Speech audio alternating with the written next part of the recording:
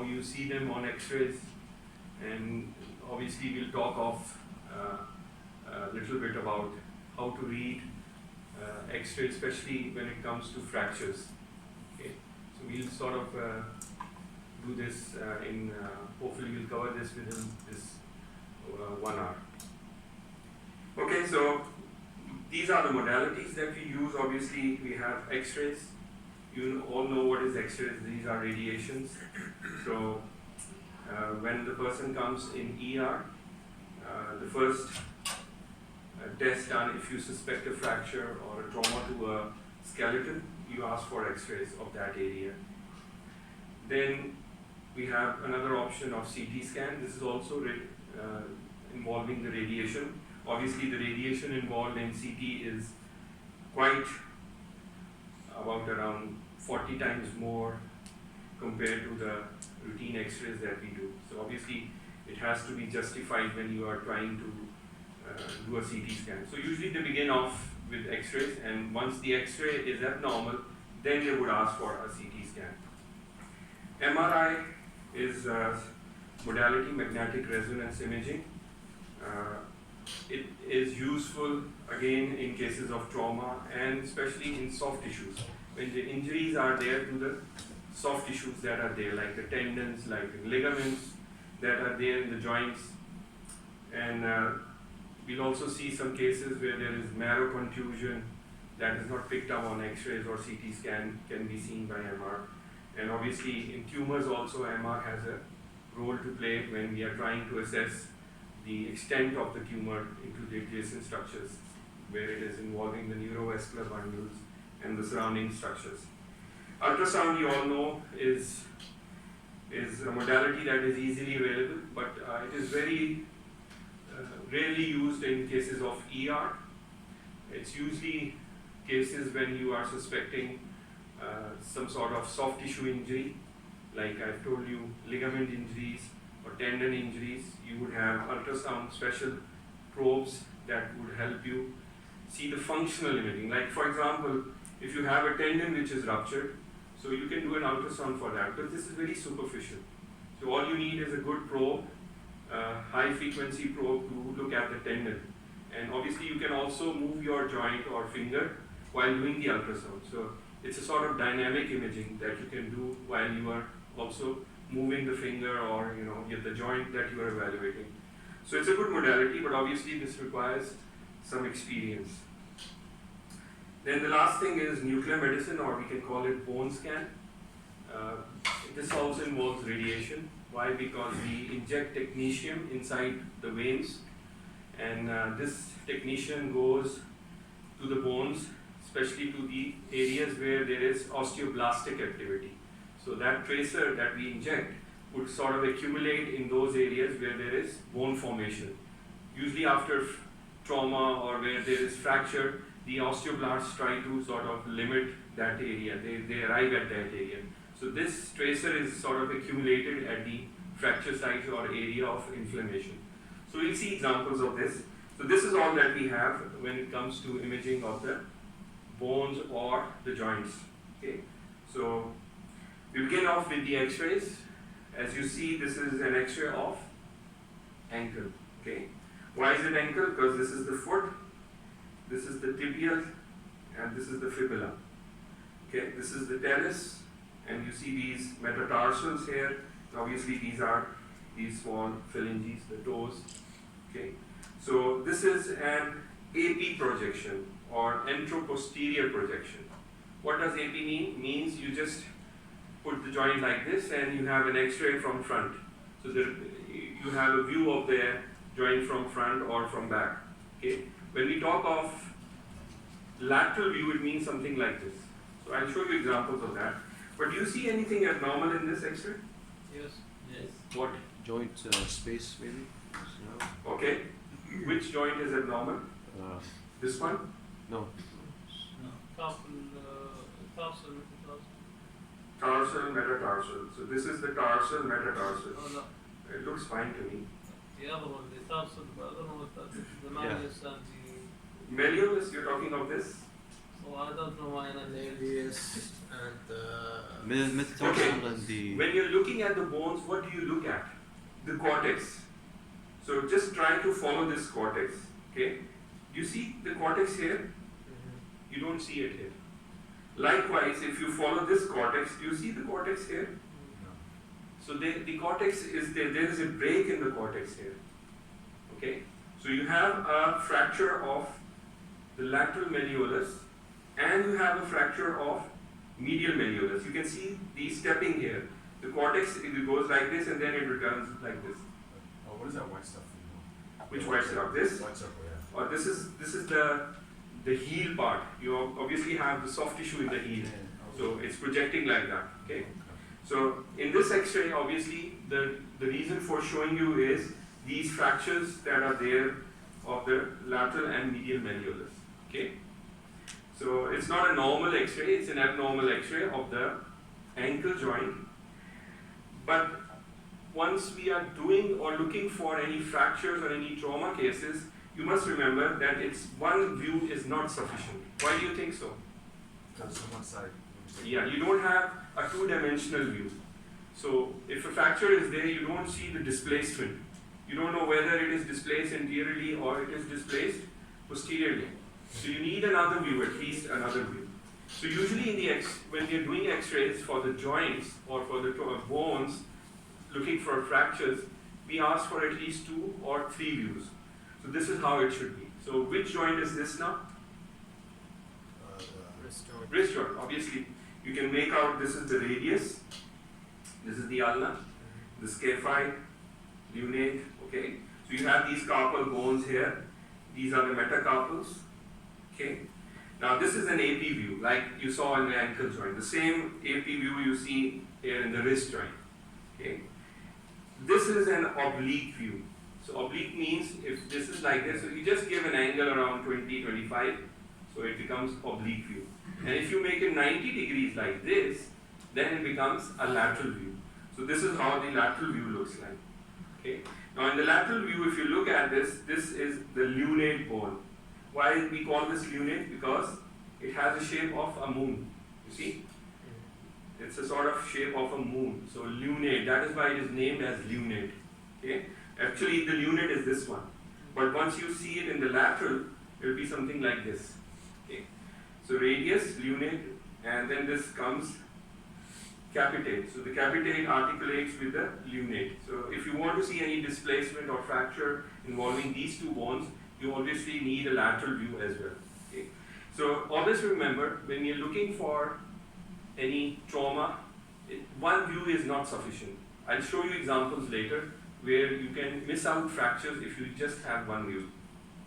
Okay, this is the one that I wanted to show you. Now if you have an AP view of the ankle joint like this looks pretty normal. You don't see any cortical break or any fracture anywhere. But once you do a lateral view, you see that there is a loosened line like this. Okay? So this means there is a fracture of the fibula which is not obvious on lateral view. So it's not a displaced fracture. So once it's not a displaced fracture, you might not be able to see it on the X-rays or radiographs. So you need a lateral view sometimes to pick up these very subtle or very difficult to see fractures. So this fracture of the fibula is only seen on the lateral view. This is the same patient. And if you just had an AP view, you would be missing out this fracture. So this is why we need at least 2 views when we are trying to evaluate for any fracture. Okay, so this is just to summarize. X-rays, I've told you, it is done in the ER. It is quick, non-expensive, less radiation compared to other modalities like CT and bone scan. Disadvantages, I've told you, it's not 3-dimensional. It's just, if you do a 2 views, you can get a 2-dimensional view, but it's not 3-dimensional like the facility you have in CT scan, where you can reconstruct from the data. You can miss out pathology. If it's a very subtle, small fracture anywhere, intra-articular, or sometimes a bony fragment is lying somewhere, and summation of shadows like the one that you just saw of the calcaneum. Sometimes if there's a fracture of the bone at the same place, you might miss that out on an X-ray. So you might require further modalities like CT scan or MRI in those cases where the fractures are not obvious. Okay, so which joint is this now? knee joint. Knee joint. Why is it knee? Patella. Because you see a patella here. Okay, good. So this is the condyle of the femur and this is the condyle of the tibia. And this is obviously the patella that is overlying this bone. You see the patella is not obviously visible, easily visible on the AP view, but it is there. If you make out, you can make out that the patella is lying here. So this patella is more obvious on the lateral view. So if you have a fracture of the patella, obviously it will be more clear on the lateral view rather than AP view. Now if you look at this carefully, you have a line going through in the suprapatellar recess or in the suprapatellar space. So a fluid level here, you see? Yeah. Normally you would not have a fluid level in a joint. Okay? So when you have a fluid level, this means lipoheme arthrosis. So means fat and blood. Lipo means fat, heme means blood. So there is blood and fat lying there in the joint. So where does this fat and blood come out? Fractured. From the fractured bone. The fractured bone is going to release the marrow fat and the blood is going to come out. So this layering effect here is because of the lipoheme arthrosis. The fat is lighter, settles, and the blood layers down. So you have a fluid level here. Obviously you need a lateral cross-section, lateral across the cross-sectional view to have a fluid level seen on the lateral. Now where is the fracture on this? This is the same patient. Do you see the fracture? You see? This is the fracture. On that. This loosened line here. So obviously, sometimes it is very difficult to see. And you can get a clue if you have such sort of secondary signs, like the blood layering effect in the joint or lipoheme arthrosis would suggest that this is not a normal joint. Then you look carefully to the bones, and if you see any area or cortical break, and at times you still cannot see it on the X-ray, then you would do a CT scan to see such cases. Like in this case, you see the fluid level here is blood and the fat is black line here. So this is a CT image of the patient showing you the fracture that we just were hardly able to see on the X-ray. But here you can easily make out the fracture of the condyle of the. Okay, so you can easily make out the fracture, and obviously the fluid level and the fat, the lipoheme arthrosis is very obvious on CT scan. So this is where the CT comes in. You suspect something abnormal on a chest, on an X-ray, and then you ask for a CT to evaluate the extent of the fracture, whether it is a simple fracture or whether it is a complicated fracture, like if it is extending to the joint space, because management would be different in such cases. Okay, when I was telling you about the X-rays, you just have a two-dimensional view, an AP and a lateral, and sometimes a little bit information from the oblique view. But when we talk of 3D imaging, that means you get a three-dimensional view. So how would you get a three-dimensional view? By actually looking at the bone as if it's lying in front of you. Okay, so this is how it looks like on a three-dimensional view. You get the bone reformatted. You see, this is the fibular fracture, and this is the tibial fracture. Okay, so these fractures, once you make reformations, you are able to see these fractures very nicely. So the advantage of CT scan is it gives you exactly where the fracture is extending, exact detail where the fracture line is going into. Is there any fragment of bone that is inside the joint, so that the surgeon knows exactly where to get that fragment out. Okay, so a lot of information that can be missed on just plain radiographs, you would get on CT scan. Doctor, regarding the fluid, how can you decide if it's not inflammatory reaction? Fluid, which fluid you are referring to? The one in the joint? Yes, this one. Okay, the lipoheme arthrosis, the fluid level that you see is only seen in cases of fractures. If it is joint diffusion, you would just see a bulge there in the suprapatellar recess. You see, there is two things there, fat and blood. If it is effusion, it will be just fluid. And if it's juxta-articular, you'll see both. No. He's just asking how would you differentiate between lipoheme arthrosis and a joint effusion in the knee joint? Okay. A fusion means just containing liquid. It doesn't have a fat density, it doesn't have a blood density. So these are two different stuff that you are picking up on CT scan.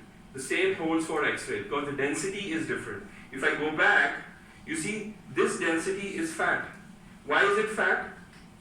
Because it's darker. Oh. I mean it's more black. This one is blood. Blood is more fluid-like. So the fusion would be more like this. If you have a black component with it, then it goes for lipoheme arthrosis. In a fusion, you would only have this. The density would be only of this. So you will have bulging, this density only. Okay? Clear on this? Yes. Okay, another advantage of CT is looking at the soft tissues. Now, if you look at this soft tissue, which area is this, by the way? Just the head. It's the thighs. Yeah, thighs. Because you can see the shaft, the femoral shafts. You can see some part of the scrotum here, and obviously this is the gluteal fat posteriorly. But what about this fat here? Yeah, obviously this fat has black areas in it. You see, compare it with this fat which is gray. So the black areas are actually air inside the soft tissues. So this is necrotizing fasciitis. So this is gram-negative producing organism producing gas in there. So this is infection by gram-negative organisms that produce air. So this obviously needs debridement because the antibiotics would not be effective in this case. So CT scan, the purpose of showing you is not only evaluates the bones, but also gives you a very good information of the adjacent soft tissues. Okay, so the advantages, you're seeing the 3D anatomical detail. You have multi-planar images, so you can have coronal, sagittal, and axial images at the same time. It detects almost all pathology related to cortical bones. So any fracture, obviously the modality of choice is CT scan when it comes to any sort of fracture evaluation. Great for showing displacement and joint involvement. Obviously I told you if the fracture extends to the joint, CT scan is much better in picking up these fractures. You can evaluate the rare areas, like there's a lot of overlapping in cases of spine, hip and pelvic bones. So you can pick up fractures once you do a CT scan. And obviously it's a soft tissue evaluation. The example just I showed you of necrotizing, you can see the soft tissue is much more better than the x-rays on CT scan. But remember, the radiation dose is more, so it needs to be justified. Okay, what about MR? MR, magnetic resonance imaging. It is expensive, it is not always available, so usually it is time consuming. It takes around 20-25 minutes for the patient to remain inside the scanner. And obviously, it is very good for soft tissue evaluation, much better than CT, because it has a much better resolution when it comes to differentiating between different soft tissues. You can also detect very subtle fractures that are there, but you are not able to pick them up either on X-ray or CT scan. The advantage of this is you can evaluate the bone marrow. Okay, so if there is an injury to a bone and you don't have a cortical break, but still the pain is there, so you suspect that there is some injury to the marrow inside. And obviously the biggest advantage is no radiation involved. Okay, so just to give you an example of a patient who had an X-ray, looked pretty normal. This is which joint? The hip joint. Hip joint. You see the femoral head, and this is the acetabulum. Okay, so looks pretty normal. The cortical outline on both sides looks fine. Did a CT scan of the same patient, again looked pretty normal, no cortical break or disruption of the bone. Okay. Once you did an MR, this is T1 weighted image of MR. The marrow is white on this. So what do you see here? Fracture. So there is a very subtle fracture which only appeared because it is in the marrow. The changes are more inside the marrow that you are able to pick up on MR. So the advantage of MR is better soft tissue resolution. Yes? Doctor, then why don't we just do MR? I told you that MR takes more time. It's expensive. You cannot do MR on every trauma case. Understand, when a patient comes to the ER, he has sometimes it's a road traffic accident, sometimes the patient has multiple traumas. So the easily available modality is an X-ray. Obviously, you do a portable, you ask for a portable, you do an X-ray of that patient. You can do whatever joints you want to evaluate. But for MR, obviously time consuming. Even if you just want to evaluate a knee joint, it will take 20 minutes. So if it's a multiple trauma case, how much time would it take? It will take hours to get all the bones evaluated. Understand? So unless you suspect something abnormal on an X-ray or a CT scan and the pain is not going away, then you ask for an MR. Understand? So in an ER setting, usually they don't ask for an MR. And MR is not easily available everywhere. It's through appointment. Okay. Now this is another example where if you look at the same patient, the marrow here is bright. Look at the normal marrow. Actually, this is fat suppressed image. So we have suppressed the marrow that appeared bright on the previous image. So we have suppressed the normal marrow. But when you suppress the normal marrow, if there is an abnormal signal, that means this is not normal marrow. So what we are doing here is, in this is T2 fat stack. What we have done is we have suppressed the normal marrow, but since there is edema here, it doesn't suppress.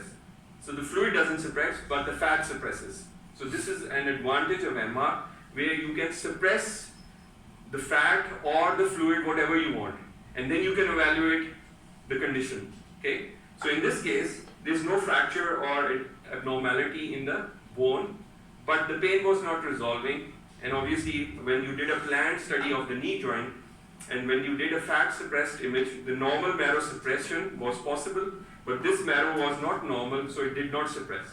So that means there was more fluid there, so it appeared bright on T2.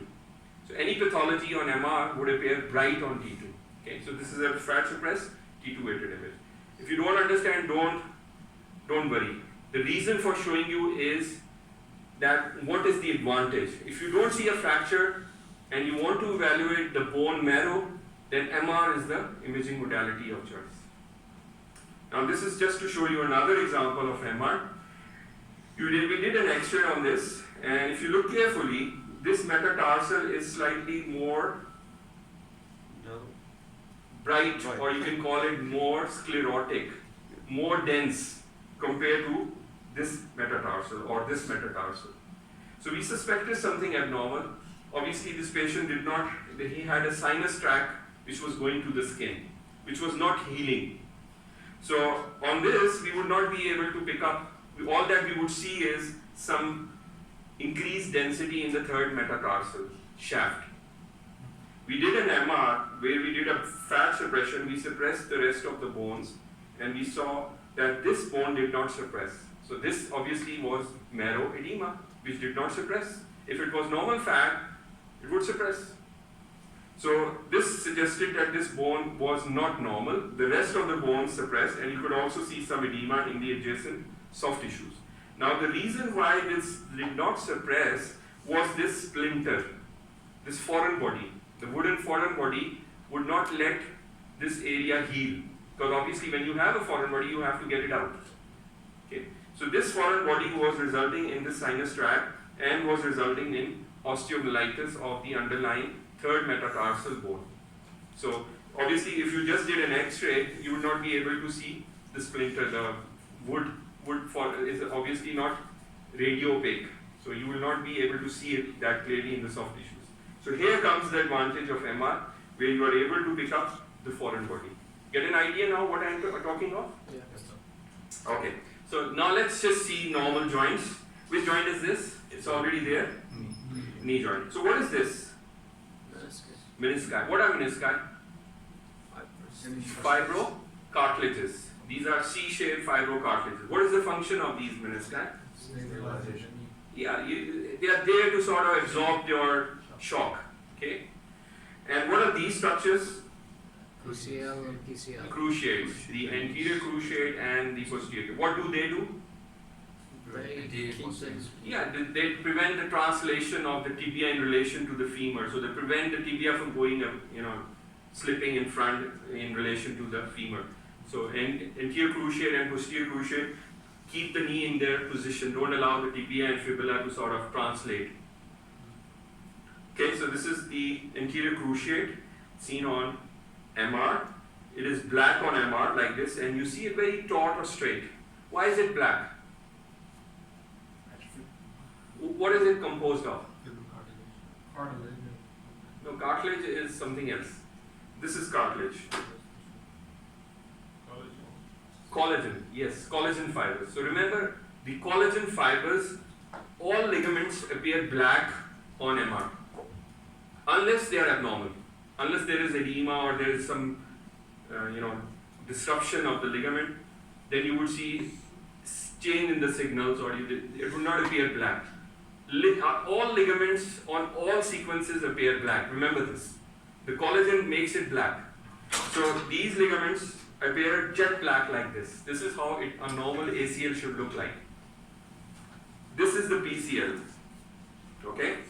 So ACL was something like this, going anteriorly. The PCL is something like this, attached to the posterior part of the tibia, the intercondylar region. Okay? Now this is how the abnormal ACL looks like. You see some part of it is black, but the rest of the ACL is not seen or is bright. So when you see this, you suspect injury to the ACL. You see that some part of it is here, and here it is broken, and you have some fluid going in between the fibers. So this is an ACL tear. This is how the pathology looks like. So if you know the normal, remember it is jet black, and if anything other than the jet black signal, suspect abnormality in that ligament. Okay? Now this is how the menisci look like. These are the C-shaped structures, fibrocartilages, they also appear black. And if you see anything abnormal in them, any abnormal signal in these black areas, they appear like these triangles, You cut them, they appear like these triangular black, structures. If you see any abnormal signal like this, then it is a meniscal tear. So meniscal, we have different grading, 1, 2, and 3. The 3 ones are the ones that require surgical treatment. The 1 and 2 can be left alone. Okay, this was just to give you an idea how they look like on MR. The last thing that remains, or the second last thing that remains, is the ultrasound. So we already talked of this, that the muscle and tendon injuries, we can do dynamic evaluation. The example I gave you of a finger, or you can evaluate any joint that moves. Like if you want to evaluate the ligaments or tendons that are here, you can move the joint at the same time while evaluating with the probe. So it gives you a sort of dynamic evaluation. Another advantage is you can differentiate between cystic structures and solid structures with ultrasound. The best thing about ultrasound is no radiation. So you're using sound waves. So this is the best part of it. So you can continue examining the patient as long as you like. You're not doing any damage to the patient. And you can also use it to guide your procedures. Like if you have a cyst somewhere, like this is a popliteal cyst, Baker cyst that you have in the knee joint posteriorly, and if you want to aspirate it, you can just put a needle under guidance of ultrasound, just put the probe and needle simultaneously, you'll see the needle going inside the fluid and you can aspirate it. So it's not doing the procedure blindly, it's under guidance. So this advantage of ultrasound is again a very useful one. Here you see a Baker cyst, the needle going in, the fluid, you aspirate the fluid with a syringe, and then the patient goes back home. Okay, the last thing that we require is the nuclear medicine. Okay, nuclear medicine, I told you, we are injecting a radio tracer, that is technetium 99. Sometimes we also use indium. The technetium 99 goes and binds with the osteoblasts. So wherever there is bone activity, wherever there is osteoblastic activity, bone formation activity, this tracer would go and accumulate there. And you have this gamma camera which is lying in front of you that would pick up the images, and from those images you are able to tell where the tracer has accumulated. Likewise, you can also use indium 99, in which cases we are labeling the WBC. So we are actually labeling the WBCs with indium, and then they go. Obviously, the WBCs also have a role. They are also a sort of policeman and go to the area where there is inflammation. So the WBCs would go to the area of inflammation, and again, the accumulation of tracer there would tell you that that part is not normal or there is inflammation there. So now just to show you how the bone scan looks like, we have a frontal and a posterior view. If you look at the spine, there are few areas that are black or brighter, you can call it darker compared to the rest of the vertebral body. Okay? So when you have something like this means that this is abnormal tracer accumulation in few vertebral bodies. Normally you would see homogeneous sort of tracer activity. So this means there is osteoblastic activity in these parts. Now this can be metastasis, this can be osteomyelitis, this can be trauma-related fractures. Anything that results in osteoblastic activity would make the tracer accumulate in those parts. Okay. Now we did an MR on the same patient and we saw that the areas that these vertebra were abnormal. When we suppress the rest of the marrow, you see this marrow doesn't suppress. So this was a case of metastasis from prostate. So prostatic metastasis result in osteoblastic activity in the bones. So if you do an X-ray, they'll appear dense. And if you do a bone scan like this, it will give you hot areas or dark areas like this when you compare it to the rest of the axial skeleton. And MR, obviously, when you do a suppression image, you would see that these areas would stand out because the marrow doesn't suppress in this part. Why doesn't it spread? Because this is pathological. Any pathology on MR is to be bright on T2. Okay. Okay, so this is probably the easiest of the slides. You already know this. When you are evaluating the bone, you're looking for the cortex. Okay, you're looking for the medullary cavity. Now there are three parts to it: epiphysis, metaphysis, and diaphysis. Okay. And what is apophysis? Does anyone know what is apophysis? The connection of the femur to the inferior. Where is the apophysis in this? At the bottom. Where? The red one. Underneath the red man. You mean this? Yeah. Isn't it the other one? It's the Above? epiphysis, distal femoral epiphysis. Isn't the one above? This is proximal No. femoral head The epiphysis. left to it. Where is apophysis? What is apophysis? These are secondary centers actually. These are normal secondary. Have you heard of the secondary centers? No. Primary, secondary centers and secondary central. Actually these fuse with the bone. Usually they fuse around 20 years. By age of 20 years, most of these secondary centers also fuse with the rest of the bones. So this is actually apophysis. Usually the apophysis are sites for ligaments or tendons. Okay? So what attaches here? Psoas. Okay. So this is an apophysis. So remember, the ends of the bone, these are epiphysis, primary centers of ossification. The secondary centers, these are normal secondary centers which would also fuse later on with the main bone, but it is usually before 20 years of age. But obviously you need to know why they are important, because the ligaments, I have told you, the ligaments and the tendons attached to these areas. Okay, so what joint is this? Lino. Shoulder. Okay. What type of joint is it? Ball and socket. Synovium? Ball Ball and socket. Okay. Why is it called ball and socket? It's like a ball and socket. Yeah, you can rotate your shoulder anywhere, Unlike the elbow joint where you can just flex and extend. What sort of joint is this? Hinge variety. It's also synovial joint, but it's a hinge variety. You cannot, you cannot sort of rotate it like this. Or what sort of joint is the hip joint? Again, a ball and socket joint, because you can rotate your hip like this. You can rotate it in a circle. So remember these joints. This is a ball and socket joint. The humeral head makes an articulation with the glenoid, and you have an acromioclavicular articulation. Okay, this is the coracoid process. Obviously there's no joint here. We have two joints. That is acromioclavicular and glenohumeral joint. So when we are looking for the shoulder joint, we are looking at these two joints. One is the glenohumeral and the acromioclavicular. So any displacement here would mean it's an abnormal joint. And obviously the ligaments that are there to prevent any dislocation. Okay, so you saw a normal. This is how the normal looks like. The head is lying just adjacent to the glenoid cavity. Now, if you look at this one, this is the glenoid cavity. And where is the head? Below. It's going Below. The head should have been here. like you saw it here. You see? The head should have been just adjacent to the glenoid. So this means this is anteriorly or inferiorly dislocated. Okay? Whenever you see the head lying below, it means anterior dislocation. If you see the head like a light bulb like this, you see this is a light bulb, okay, it's posterior dislocation.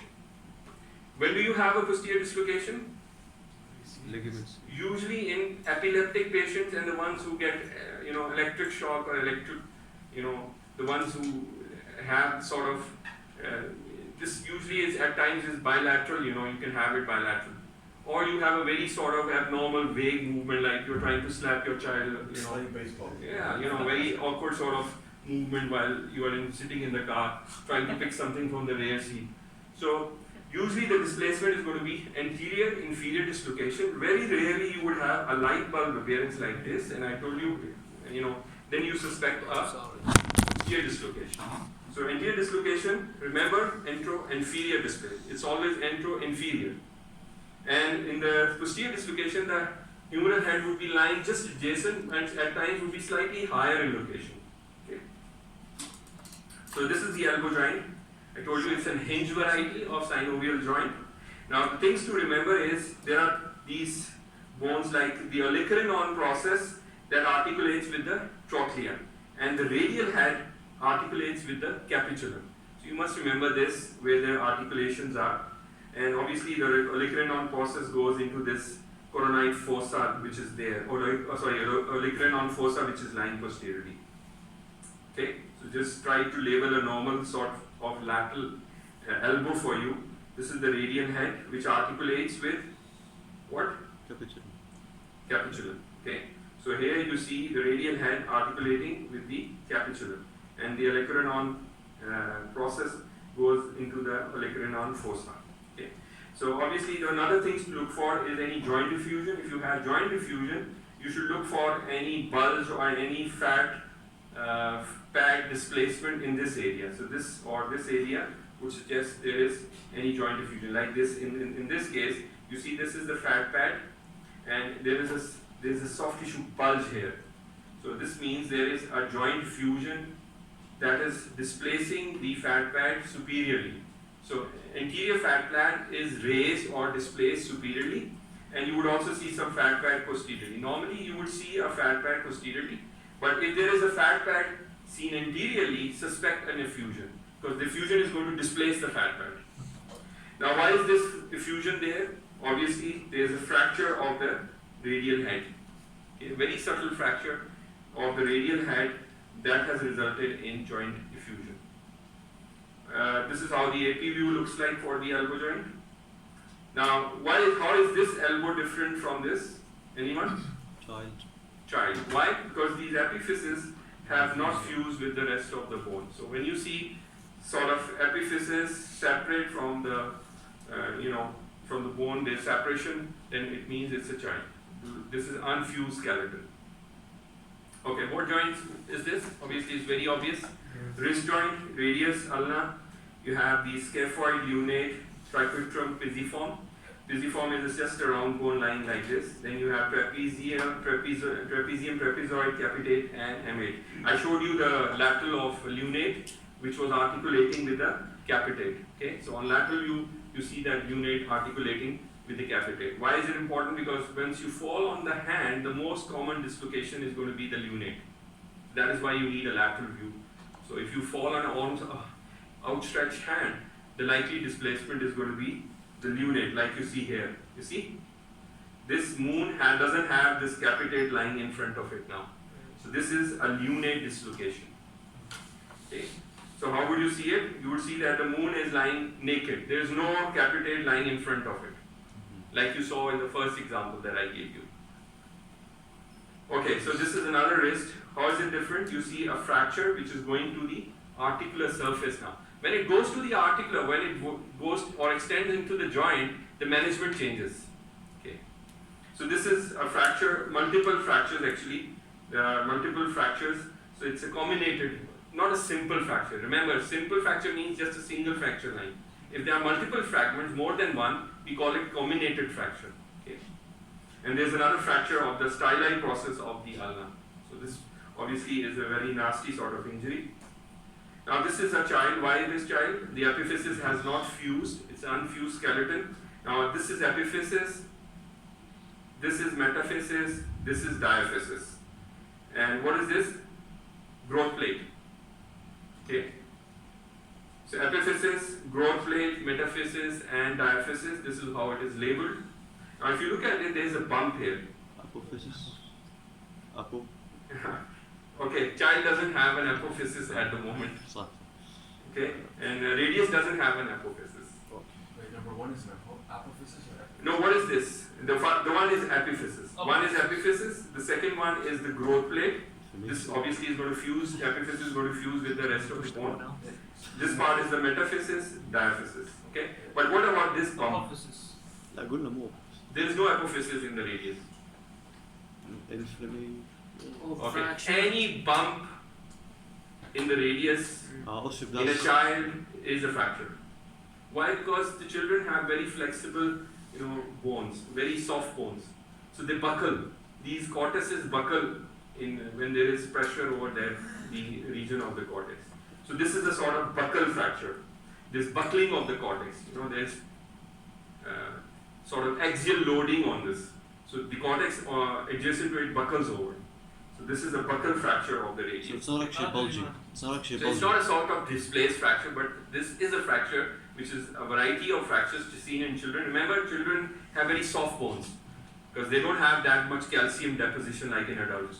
So adult bones would fracture easily, like you would see a straight line, lucent line. In children, there are special types of fractures, like a green stick fracture. I'll talk of that, and this is a special variety which is known as buckle fracture. I'll show you more examples of this. Okay, so what joint is this now? Hip joint. Obviously, it's all labeled here. You can see it later. Again, knee joint. You know the patella is better seen on the lateral. Okay, you have these condyles here. Normal. How the normal AP and lateral of the knee looks like. How the normal of the ankle joint looks like. How the normals are there. You know all this, so I'll not go into all details and not try to explain all these bones. But obviously, this is a fracture. Why is it a fracture? But you see a cortical break here. Okay. So this is a fracture involving the tibia and the fibula. The fibula also is angulated. Okay. So there is and you see the deformity here. Obviously the deformity tells you there is a fracture of this. Okay. So how would you evaluate for a fracture? Start looking for any swelling, like a deformity here. Examine the cortex. I told you, look for the entire cortex and see for any break in the cortex. Look for any buckling that you just saw in a child, buckling fracture. Then you would also benefit if you know the types of fractures. Is it transverse? Is it oblique? Is it spiral? Is it longitudinal? We see these cases. You should also evaluate the alignment.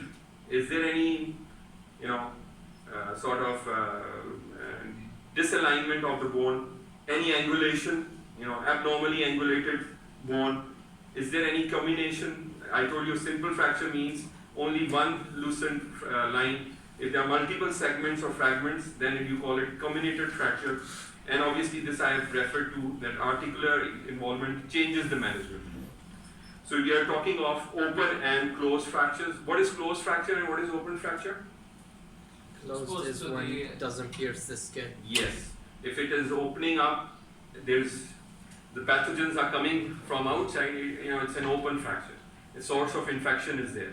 In a closed fracture, the chances of infection are not there. Okay. So, what is pathological fracture? Osteoporosis. Yeah, any weak bone for any reason can result in fracture. By the way, what is fracture?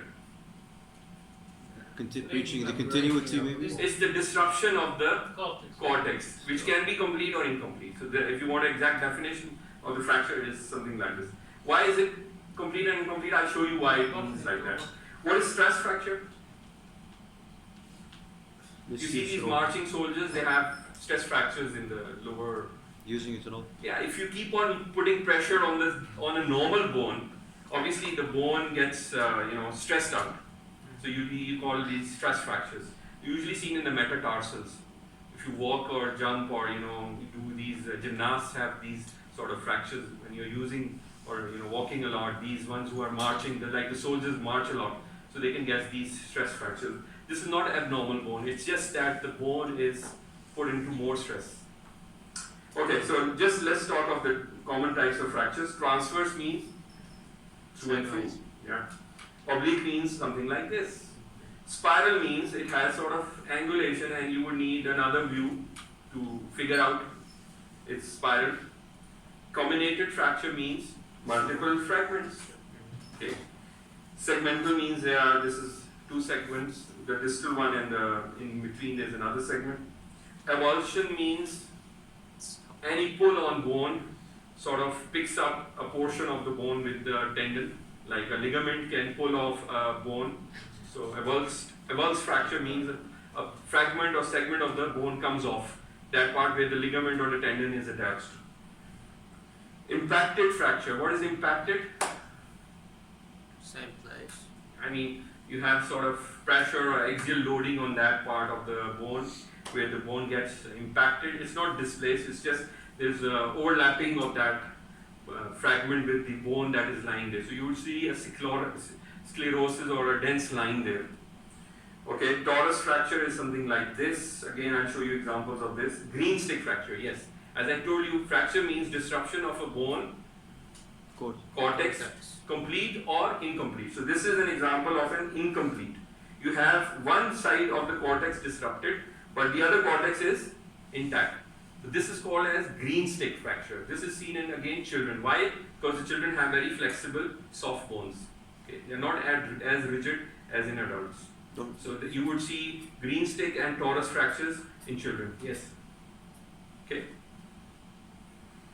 Okay, transverse fracture is something like this. I told you the example. This is the transverse fracture. This is the oblique fracture. This is the spiral fracture.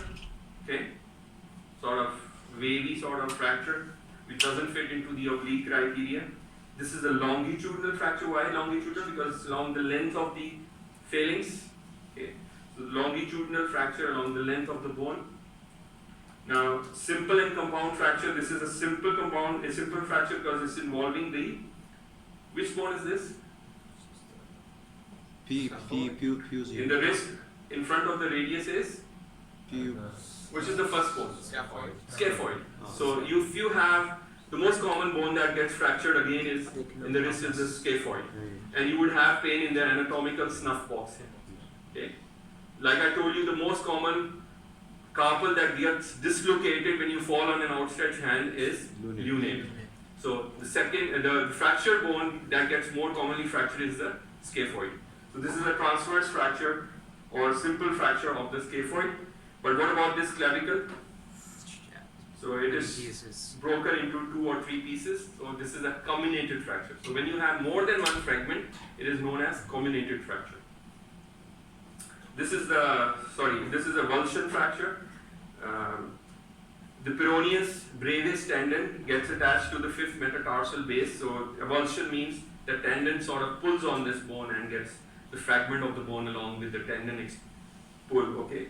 Taurus fracture. This is again the one that you saw in the child. This is another example of Taurus fracture. This is due to the cortex that buckles over itself, usually seen in the metaphysis. So remember, the radius should have smooth cortex. Any buckling in a child, you should suspect Taurus fracture. Okay, so this is just to show you how the Taurus fractures look like. This is another example of green stick fracture. It's one cortex gets fractured, and the other cortex is intact. Okay, so the bone on one side remains intact. So you see this bone remains intact, but the other side, again seen in children because the bones are very fragile. Fracture description, you would tell, how would you describe a fracture? This is very important. You must see the name, the addressogram, see it is right or left because that creates confusion. If you label it right and left, the surgeon can, do surgery on the wrong foot or wrong arm or whatever. You must mention it is open or closed. The location, you must tell which bone it is and if it is extending to the articular surface. And then obviously you would tell which type of fracture it is, transverse, oblique, spiral, whatever, Taurus. Okay. and then the relationship of the distal fragment always to the proximal fragment. Why this is important? Because the surgeon would like to know what happens to this distal segment. So when we talk of fracture, the distal segment is always seen in relation to the proximal segment. What happens here is, you see this part has sort of displaced, or this is a transverse fracture, but the distal segment has sort of translated. So this is 50% dislocation compared to the proximal fragment. So this is called as translation. So when you talk of translation, it means that the fragment is not lying adjacent. The bones, the distal fragment is not in line with that area, with the proximal fragment. So if there is translation, means that there is a gap in between, or there is some distance of the distal fragment from the proximal fragment. Again, angulation means that the distal fragment or the distal segment is not in continuity. There is an angle between the distal fragment and the proximal segment. So we call this angulation. Rotation means obviously the bone has sort of rotated the distal fragment. So if you have a fracture of the femur and your ankle is medially rotated, so it tells you that there is a rotation in the distal bone, the femoral bone. Or if the foot is like this and you have a fracture here, so it tells you it is rotated. Impaction again in a transverse fracture means that the bones are sort of, there is a fracture but the bones are sort of impacting against each other. So there is no gap in between. So all you would see is a sort of sclerotic or dense line there. So this is an example of 50% translation of a transverse fracture. And obviously you would tell where it is translated, anteriorly or posteriorly or laterally, whatever. So this is, if you look at this is translation. The distal segment is laterally and dorsally, means anteriorly. Laterally and anteriorly translated 50%. Okay, so you have to tell exactly how much and which direction the translation is. Okay, so this is a radial fracture. Usually these are called as Colles fractures. Okay, so you would have, on this AP you would not be able to tell which this distal segment, where is it dislocated, dorsally or volarly. So you need a lateral view to exactly tell how it is dislocated. So you would tell that there is, how you describe, I have a fracture of the left distal third or distal third of the radius or metaphysis of the radius, which is not going to the articular surface. It looks a transverse fracture. There is no other fracture associated with this. And if I have a lateral, obviously, then I will be telling the distal fragment is dorsally or volarly dislocated. Okay. So this is a spiral fracture of the femur again. Again, I need another view to exactly tell where the distal fragment is dislocated. Okay, so this is a sort of shattered olecranon and the ulna proximal end, upper shaft. So you would say there is a combinated fracture involving the upper part of the ulna. Obviously, it's not labeled left or right. You will tell the surgeon or whoever is there on the phone with you that this is how it looks like, and it looks like an open wound. Okay, it's not a simple fracture. It looks like a wound in there. Obviously, this suggests that there is chances of infection. Okay, and obviously there's another fracture also involving the radius. Okay, so anyone wants to go on this? Which type of fracture is this? Rotation? Angulation. So in a child, is it a child? Yes. Yes, epiphyses are not closed. So what type of fractures I told you in a child? Green stick? So is it a green stick? Yes. Yes. You see this cortex is intact and this one is broken. So the distal fragment is dorsally located or dorsally angulated. Okay, is there any other fracture? Look carefully. Near the metacarpus on the left. You see there's buckling of the ulna as well. You see this cortex? Yeah. You see this cortex? This is buckling of the ulna as well. I told you both are there. Both examples of fractures, buckling and green stick, are there in this case. This is a child. So this is how it looks like. Now I've labeled it for you. Does a buckling fracture need correction, surgical No. correction? Usually doesn't, just needs to immobilize it for a few days and it will heal on its own. But obviously if there is a fracture which is complete, or like a green stick fracture, and if it is angulated or this is displaced, then that needs correction. Okay, clear on this everyone? Okay, pathological fracture means the bone is abnormal, there is something wrong in the bone. Okay, we must finish off quickly now. Okay, so this is tumor of the distal femoral third of the femur, and you see that there is a soft tissue tumor associated which is extending into the soft tissues. So this is actually what bone, you see there's a fracture also here. The cortex is broken here. So the bone is abnormal, and how would you tell? You do an MR which would tell you exactly when the marrow is abnormal here. This marrow, you see, it is replaced by this soft tissue mass, and there's also extra extension into the soft tissues. So this is actually an example of osteosarcoma. The location is for osteosarcoma. That osteosarcoma has resulted in weakening of this bone, and obviously when you do exercise, or even when this person did some sport injury, maybe it is related to that, he fractured this. But obviously you must tell the person that this is not a normal fracture, there is an underlying reason for this fracture. Okay, so when we are looking at the bone, we must look at a few things like bone density, periosteal reaction, cortical thickening, we just saw this, and we must tell about the tubercular pattern, alteration in the bone age. Okay, so this is a little bit more for your, just remember common things. The bone is either going to be dense like this is abnormal, or it is going to be, you see that this density is less. So when the density is less, what does it mean? Osteoporosis. Okay, so this is osteoporotic bone, and that is why if you look at some vertebra, they have reduced their vertebral body heights. Okay, so osteoporotic fractures. And how would you measure that? We have a DEXA scan, which is there to measure the bone density. If the bone density is less, you will be able to pick it up, and we would start this patient on treatment. You can start calcium supplements and a few other drugs that can improve the bone density. So for osteoporosis, the study to do is we use low radiation dose X-rays to evaluate the hip joint and the spine. We take areas of the spine and the hip joint, usually the left hip joint, and then we calculate how much bone density is there. So we call this as a DEXA scan. And you have this normal scale where you compare abnormal with the normal. Okay? In children, the bone density is less in cases of rickets. So this is an example of rickets. You see metaphyseal whitening, fraying, and cupping. So this is how the normal should look like, and this is how the abnormal look like. These are metastases from prostate. You saw an example of this earlier on. Okay, so what we'll do is, we'll talk of these bone tumors, inshallah, in the next lecture. Because obviously, today's lecture was mainly to cover the fractures and give you an idea of the basics. So the pathologies related to the bone or the tumors we'll talk of inshallah in the next lecture. Clear? Clear. Any questions? Thank you. Okay, thank you very much.